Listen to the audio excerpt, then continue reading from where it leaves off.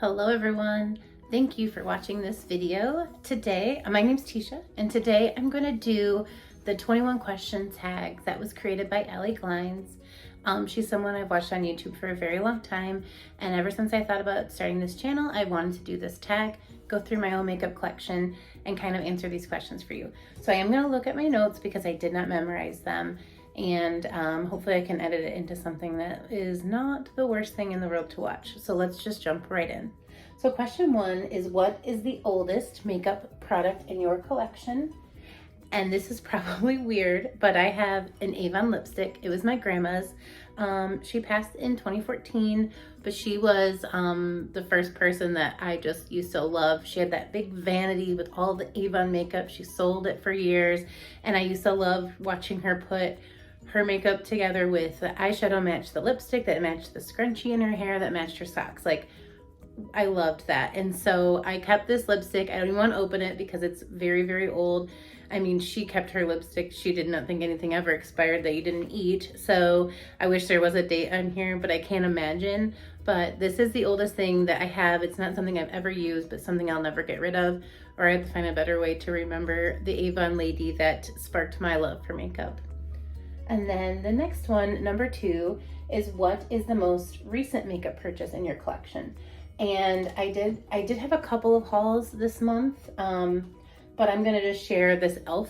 haul. I grabbed some things from the Mint collection and some of the putty blushes and a powder.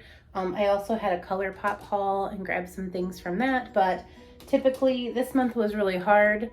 It's February 2021, I don't know when you're watching this, but there was a lot of shipping issues, a lot of weather, and it was just a lot of catch up with all the packages that I ordered that stuff months ago, and I just got it and started playing with it. So I would count that as my most recent because the other things barely have been in my collection for a hot minute. So I'm excited to have those things, and I've been wanting to get into cream a little bit more lately. So e.l.f. is a price point that doesn't scare me in case it just does not work for me. But that is my answer for that one. And then, what is the first makeup product you ever used? Is question number 3. And I'm gonna go ahead and list these questions down below. I can't tag yet because I'm so new on here, but Allie Glines is who created this. You should know her if you love makeup. And you can go back there, and or you could, do this video yourself. And if you can tag me and tag her so that I watch it. But back to the question number 3. The first makeup product you ever used, mascara. It was, and lip gloss. So like, it would have been lip smacker lip balm. I had probably 30 on a keychain, and just kind of mixed in. I was a mixologist back then, mixing it up. What worked good with Dr. Pepper, which was my favorite one. But then when I got into makeup, I would say it was the pink and green mascara from Maybelline, and that was all I used through high school. I had never gone to an Ulta or Sephora until I was in my 20s. I graduated in 2001, so maybe it wasn't as big of a thing for us in that age, but now when I go to Ulta, the girls in high school are wearing that makeup. So I think I was a little bit behind, but I'm a little bit older. So I'll put a picture in here somewhere if I can find one and figure that out. I'm new to editing, so you know what I'm talking about though. If you know, it's that pink and green tube. It's still around. I've seen it at Walmart. I thought about picking it up for nostalgia, but I have like 20 mascaras to go through, so I don't need to do that. Or the Lip Smackers lip balms, which again, if you went to middle school in the 90s, you already know. Number 4 is, what is a makeup trend that you love, but now that you used to love, but now you hate? And I think it's because of my skin type, but it's the full coverage foundation with the full concealer. I wanted to do that so badly. I would try to follow people on here that would do it, and I just looked crazy. But I have a lot of texture, and so I just found that I really need to do a simple concealer, foundation, sheer, natural coverage, and just cover extra on the times where you have a little bit more to cover. But that full coverage look never worked for me. So I'm glad that is a trend that has come and gone. I'm sure for some people it still looks bomb, but I never ever could pull that off. So I'm kind of glad that that's come and gone. And then question 5 is, what is a makeup trend that you used to hate but now you love? And in the same vein, I think because of my skin texture, I used to be afraid of, I wouldn't say I hated it, but afraid of cream products. And so I started with a couple of blushes. I now have a cream bronzer from Soul Body that's compared to that Chanel bronzer that you want, but you don't want to spend money on that when you don't know how to use a product. So for me, it's just cream products in general. I like a lot of cream eyeshadows. I'm gonna do soon like a makeup wish list, things I still want that aren't maybe necessarily brand new, but are things that I still have my eye on. And the Auric, those pressed eyeshadow things with the cream, that I wanted one so bad. I just was in like a moment of trying to be good, and now they're gone, but they'll come back and I will get my hands on some of those. So that is definitely the trend, the cream product trend I'm embracing. I haven't bought a ton, but what I've bought so far I do like. Number 6 is, what is your favorite step in your makeup routine?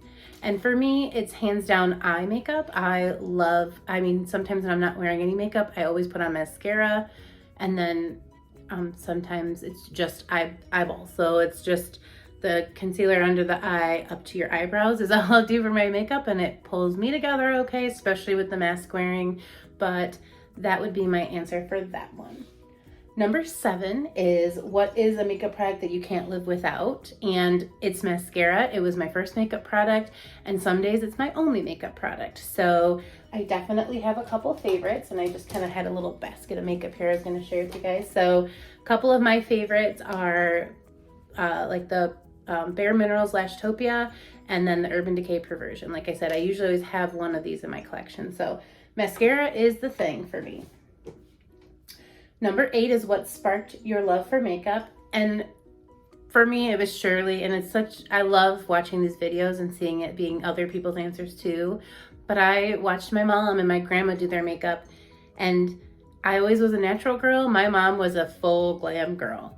She would do her makeup. We could be late, and she was still doing that whole thing. So I kind of rebelled a little bit and would be just natural beauty for a while, but I do have fond memories of sitting there watching them and look in their vanities and doing their makeup.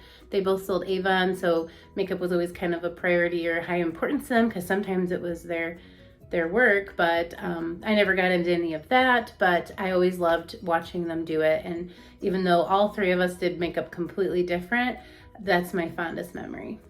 So question number 9 is, what is the worst makeup look you've ever done? And, you know, like I said, I'm pretty natural wearing, or if it's gone south, it just becomes a no makeup day for me. So I wouldn't say that I've gone anywhere and have like footage of this said makeup look, but probably, you know, this is what you normally get. So if this looks awful, then today, and then you get to see it. But I mean, for me, makeup is not as hard as hair. Like, I curled my hair today and it looked great, and I went outside and we're having a little bit of like cruddy weather, and so I either had to decide to not film or just wear it like this. And this is just a mix of having curly hair, straight hair, wavy hair, frizzy hair, and I've got like a ton of products in it. Like, it feels like I do. So hair journey is much harder for me than the makeup one. But the next question, 10, asks, what is your favorite look you've ever done? And I actually do have a video, my introduction tag with the picture that I took the other day, and so I'm going to put it in here if I can figure it out. And that was my favorite look. I just felt really pretty, and I really liked it. So we weren't going anywhere, weren't doing anything. We haven't been for a year, but I did recently start for the last few months, making more of an effort to do my makeup even if I'm not doing anything, because it makes me feel good. And there was a time during this pandemic thing where I just decided I wasn't doing any of that, and I didn't know why I was feeling so not great. And I think it was just a simple, like, I wasn't doing anything like that for me. Like, makeup is just for me. It just makes me feel good. So I've made more of an effort to bring that back in, and I liked that picture, so I'll try to put it in here.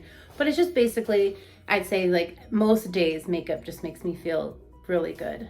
So is that answering the question? Yeah, most days make me feel like I look my favorite when I'm put together a little bit. So number 11 is, what is your favorite drugstore makeup product? And it's gotta be mascara. I can have hit or miss products with a lot of things, and this one I just put in here, the Essence Lash Princess. I can never do this. And then the bottom's even harder, False Lash Effect. This is my favorite one from the drugstore. It's a lot of people's favorite one from the drugstore. I don't know if it's the wand, but it's just, there you go, you can kind of see it all. it makes you look nice and it put together, and this one doesn't get all over my face, which is basically all I require in a mascara. Let me look a little better with a little bit of something, and then don't get all over the place while I'm not looking and make me look crazy. So, you know, the other things I love from the drugstore, sometimes it's lipstick, sometimes it's blush, but they're not as consistent as I like my love for mascaras.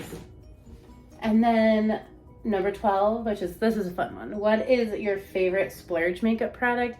And it's hands down eyeshadow palettes. You need one eyeshadow palette technically. And I'm on YouTube for like a week. So this collection has nothing to do with that. But I do love I have a wish list all the time of things I want. And my lighting's bad now because like I said, the time of the day. But here's a couple of examples of ones that I really love. So this is Natasha Denona Love Palette. And this is the Lawless, the baby one. And I'll show you the inside of that.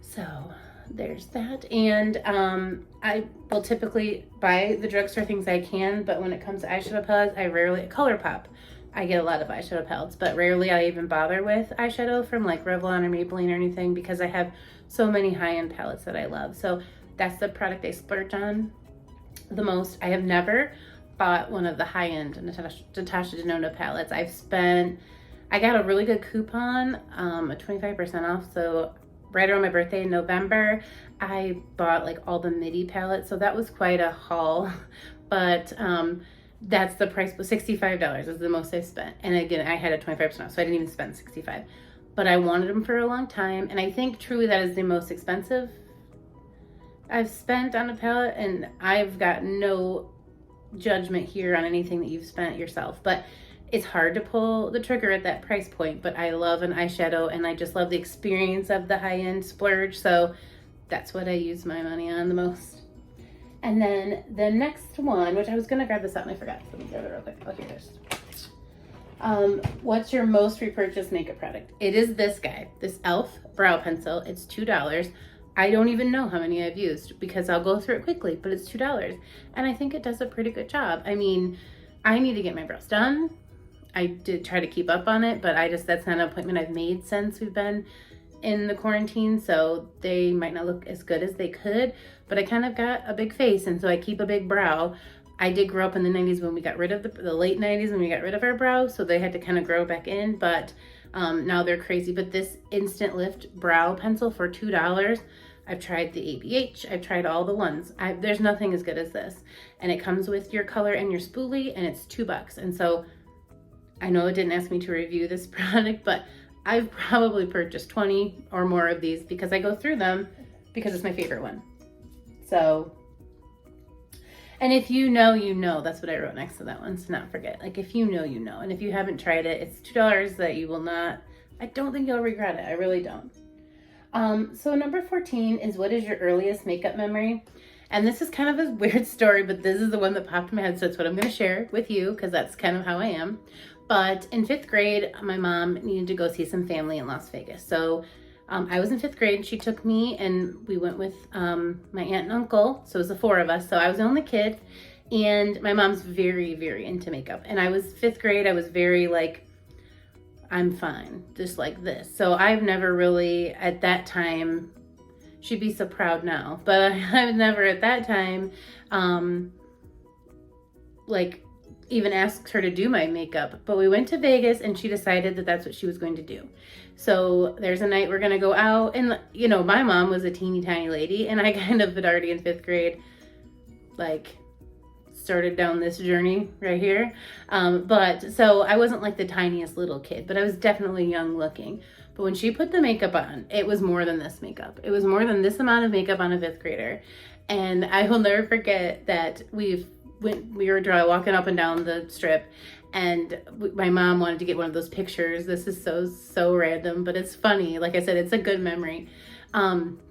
She wanted to get one of those pictures where you put your face in another body, but because like she was a teeny tiny lady, so she wanted to see like what her body would look like in a body with, okay, so she did hers, and then she wanted me to do one. So she picked this like strip, like, I don't know what those girls are called, you know, where they have like the big tall headdresses and they do the dancing, that thing. And so we put my face with all that makeup on. And so this picture place had this thing outside of it to kind of attract people, where it took the picture of the person that they were taking and like blew it up outside to kind of like, you know, people could see and stop and maybe come in and purchase. So my aunt and uncle were standing outside, and I started hearing like hoots and hollers, not kidding, you guys. And so I'm like this 5th grader. They took my picture and they popped it up on the wall, and they were these guys that were like, woo hoo. And like, I walk out from this curtain where they take your picture, and they were like, oh, she's a child. And I'll never forget it. It was the funniest thing. And I still have that picture. It's buried. My mom passed in 2019, and so I have a bunch of stuff. I never wanted that picture because I'll never look like that lady, but it was a good memory, and it was really funny. So I got to keep both hers and mine when we went through her things, and that's just one of my favorite memories of makeup. Like, I remember I was like jumped in the pool with all that makeup on, and like I have a picture of what that looks like too, because I was like 11. But that was a really funny memory because, like I said, I didn't even understand what that meant, but now I do, and it makes me laugh. So that's my story. It was a very long story. I hope you found it funny and not weird, or more funny than weird, but there. So the next one is number 15. What is your favorite place to shop for makeup? And honestly, and it's not even from the pandemic, I've made more of an effort. I was always, like I said, I've not been on here. I've had no reason to own this amount of makeup. I just love it. It's my hobby. And I shopped at Sephora and Ulta, and I became the diamond and the rouge, and I didn't need to be. Like, I also hate waste. So I struggled with the amount I'd have, and things I didn't end up using, I'd maybe resell. You know, I never felt comfortable selling used stuff, but anything that I had never touched and I just bought, tried to sell it just to like not let it just sit and go to waste. But I recently have just really, that is not important to me. I actually try to not do it. I always try to do like the Sephora sales. I'm VAB, which I'm happy with. Like, that is fine. So I lose 5% of my discount, but I'm not trying to spend over $1,000. And again, if that's what you do and you've always been, and you could be like rouge 6 times in a year, super cool. I'm super jealous. I want to see your collection because I love it. But for me, and like I said, I can't let it go that far. I've been trying to buy more from indie brands. So Sydney Grace is a brand that, like, in the year 2020, I tried for the first time, and I continually, when I allow myself to make a purchase, will go back to her site, their site, and because I'm very happy with what I get. And so I would say indie websites, indie brands, I'm always wanting to try. I have a list going. I guess all of them would be considered indie brands because I want to try something from Auric, which is Samantha Ravindell's brand. I have a few things from Lunar Beauty that I'd like to get. Sydney Grace, whenever they do a sale, I'm checking it out because I want everything. ColourPop is technically indie, I think. Yeah, well, it is, but because it's not like mass-produced brands or whatever. So I order a lot from there. But yeah, so I would say indie brands and websites. And so, you know, and like I said, shipping and everything has been crazy. So it's kind of like, when you get it, you get it. And I mean, I used to shop for rewards, like shop to get free makeup down the road. And that made me happy then. But there came a point where I was like, this is bad and I need to stop. So now I'm a little bit more in tune with what I'm buying and knowing that I really want it. And of course, there's still a impulse buy every once in a while, but it's far less frequent. But we'll keep going. Sorry, this video is going to be way too long. I'm so sorry. I'm a rambler. 16 is, what is your most underrated makeup product you own? And I would definitely say it's because I would have them and then I would never use them, but it's eyeshadow primer. And what I think with eyeshadow primer is once you get it, like, you know that your eye look looks better. I still do the lazy days where it's just like a one and done, but when I put this on, I can build on them. And these are just 2 that I have going right now because I'm trying to use them up. Ulta Beauty Matte Eye Matte Primer, and then the CoverGirl Lid Lock Up. And I think I need to try different ones after this because I wouldn't even say that these are like my favorite. These are just the ones I'm using, but I think it makes a difference, especially when you're going in to do more of an intricate eye look. For sure, I think it makes a difference. And for sure, when you're using glitters, using a stickier glitter glue primer, it really does help because I end up looking like crazy town because I will go in, put it on, leave, and then it's just raining down on my face all day. So I think that's one of the most underrated makeup products. You don't hear about it as much, but I think people that use them consistently are the ones that people are like, your eyeshadow looks so good. And I think it doesn't get enough credit. Number 17 is, what is the most overrated makeup product you own?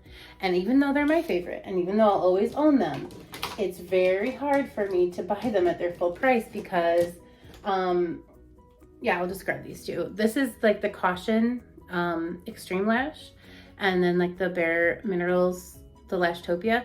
I do really try, because I have never gotten an eye infection, but I don't want one, to change out mascaras.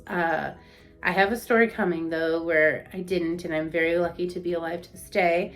But I try to change them out every 3 months, whether or not I even feel like they've gone bad. I mean, sometimes if I'm using several and I know I haven't given this very much attention in the 3 months, I'll keep it around. But then that one gets bumped up.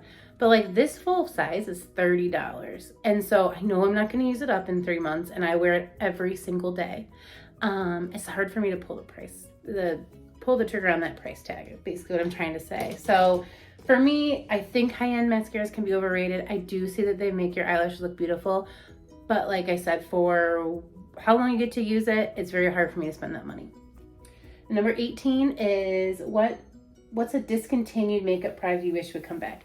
Oh man, we're up to that story time again already. Sorry, friends. So I know I can pull up a picture, so I'm gonna try to put one here, or change me out and put it up, whatever. I'm working on editing, learning, because I am not tech savvy. So back to this. So I had this Revlon Lash Potion, and it's the prettiest looking mascara I've ever owned. And I used this thing for a couple of years. I know.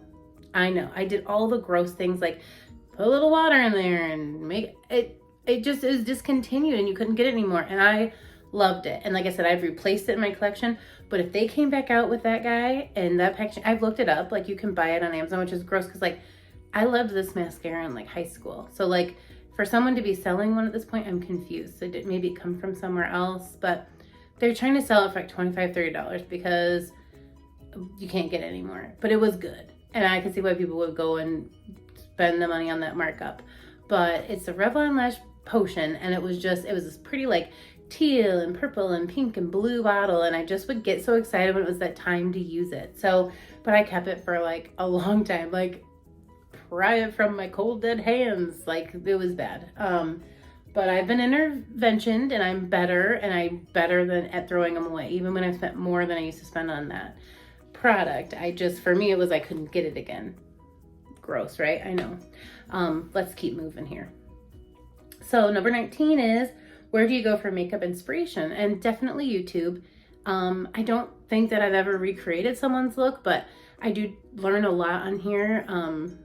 I learned a lot of stuff about makeup on here. Like I said, I would not say I'm the best at makeup, but a lot of people, their story times inspire me. It might just motivate me to get through, to like go do makeup. I love watching videos like top 10 of this, or, whatever, my favorites.